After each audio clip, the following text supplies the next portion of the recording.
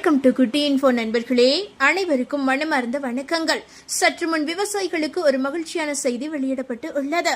அதாவது கூட்டுறவு வங்கிகள் மூலம் விவசாயிகளுக்கு வழங்கப்படும் பயிர்க்கடன் அளவை ரூபாய் 16,100 கோடியாக உயர்த்தி இலக்கு நிர்ணயிக்கப்பட்டுள்ளதாக தகவல்கள் கிடைத்துள்ளது. இது கடந்த ஆண்டுகளை விட கணிசமான உயர்வு என்பது குறிப்பிடத்தக்க விஷயமாகும். இது குறித்து அரசு தரப்பில் அறிவிப்பு ஒன்று தற்போது வெளியிடப்பட்டு உள்ளது. இதை குறித்து இப்போது இந்த ஒரு வீடியோவில் சுருக்கமாக தெளிவாக பார்க்கலாம். வீடியோக்குள்ள போறதுக்கு முன்னாடி இந்த ஒரு வீடியோக்கு தயவு செஞ்சு ஒரு லைக்கை தட்டி விட்டுட்டு வீடியோவை கண்டினியூவா பாருங்க ஃப்ரெண்ட்ஸ்.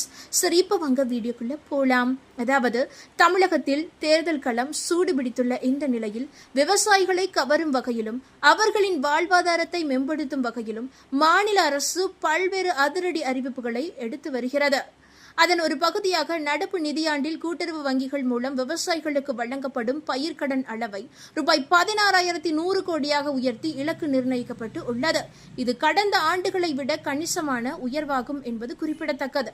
தமிழக முதலமைச்சரின் வழிகாட்டுதலின்படி கூட்டுறவுத்துறை அமைச்சர் மற்றும் அதிகாரிகள் இதற்கான விரிவான திட்டங்களை வகுத்துள்ளனர். குறிப்பாக டெல்டா மாவட்டங்கள் மற்றும் பிற விவசாயம் சார்ந்த பகுதிகளில் உள்ள குறு சிறு மற்றும் நடுத்தர விவசாயிகளுக்கு முன்னுரிமை அளித்து இந்த கடன்கள் வழங்கப்பட உள்ளன. கூட்டுறவு வங்கிகளில் கடன் பெறும் விவசாயிகளுக்கு வட்டியில்லா பயிர்க்கடன் வழங்கும் திட்டம் தொடர்ந்து செயல்பட்டு வருவதால் விவசாயிகள் தற்போது பெரும் ஆர்வம் காட்டி வருகின்றனர். இந்த ரூபாய் 16,100 கோடி இலக்கில் இதுவரை இல்லாத அளவிற்கு அதிகப்படியான விவசாயிகளை உள்ளடக்க அரசு திட்டமிட்டு உள்ளது. குறிப்பாக புதிய உறுப்பினர்களாக சேரும் விவசாயிகளுக்கும் இதுவரை கடன் வசதி பெறாதவர்களுக்கும் உடனடி கடன் வழங்க சிறப்பு முகாம்கள் நடத்தப்பட உள்ளதாக தகவல்கள் கிடைத்துள்ளது. பயிர்க்கடன் தள்ளுபடி குறித்த கோரிக்கைகள் ஒருபுறம் இருக்க, மறுபுறம் தடையின்றி கடன் வழங்குவது விவசாயிகளிடையே நல்ல ஒரு வரவேற்பை பெற்றுள்ளது.